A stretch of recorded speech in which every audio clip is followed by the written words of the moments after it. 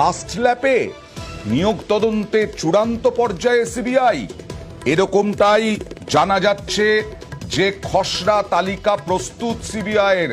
দুটো আলাদা আলাদা খসড়া তালিকা এবং সিবিআইয়ের একটি তালিকায় প্রভাবশালীদের নাম, আরেকটি তালিকায় এজেন্ট ও মিডলম্যানদের নাম। সরাসরি চলে যাব প্রতিনিধি অর্ণবের কাছ থেকে, বিস্তারিত জানতে চাইবো।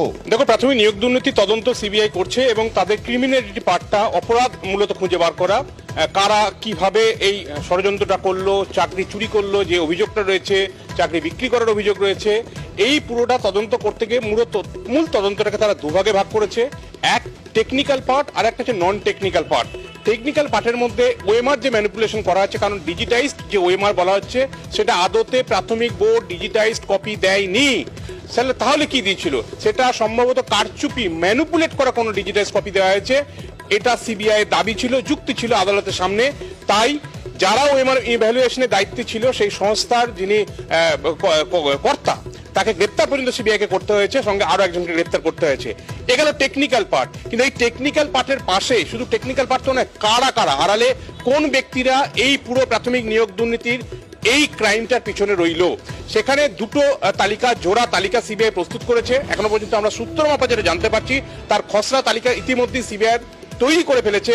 সম্ভবত জানুয়ারির প্রথম সপ্তাহে বিচারপতি অমৃতা সিনহার বেঞ্চে তদন্তের অগ্রগতি দেখাতে গিয়ে সিবিআই এই রিপোর্ট পেশও করবে এবং সেখানে প্রভাবশালীদের যে তালিকা, সেখানে রাজ্যের মন্ত্রীদের নাম রয়েছে, বিধায়কদের নাম রয়েছে, প্রাক্তন বিধায়কের নাম রয়েছে, পুরপিতাদের নাম রয়েছে এবং অন্যদিকে অর্থাৎ বেশ কিছু নেতার নামও রয়েছে।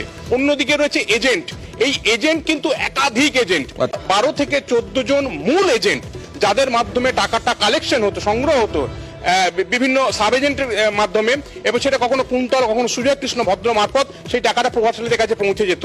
এই এজেন্টদের মধ্যে কারা আসল এজেন্ট, 12 থেকে 14 জনকে ইতিমধ্যে চিহ্নিত করেছে সিবিআই এবং তাদের নামের তালিকা প্রস্তুত করেছে। কিন্তু এই এজেন্ট নয়, এজেন্টের পাশাপাশি সাব এজেন্ট রয়েছে একাধিক, যারাও এই টাকা কালেকশনের কাজটা এবং কার্যত বলা যায় চাকরি চাই এই খরিদ্দার ধরার কাজটা করত।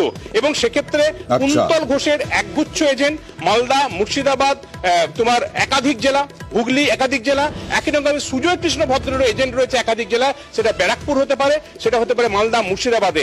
এবং একই রকম ভাবে তাপস মন্ডল কিন্তু একাধিক এজেন্ট এবং যাদের মূলত অধিকাংশই হচ্ছে প্রশিক্ষণ যে কলেজগুলি রয়েছে তার মালিক বা তার সঙ্গে সম্পর্কযুক্ত।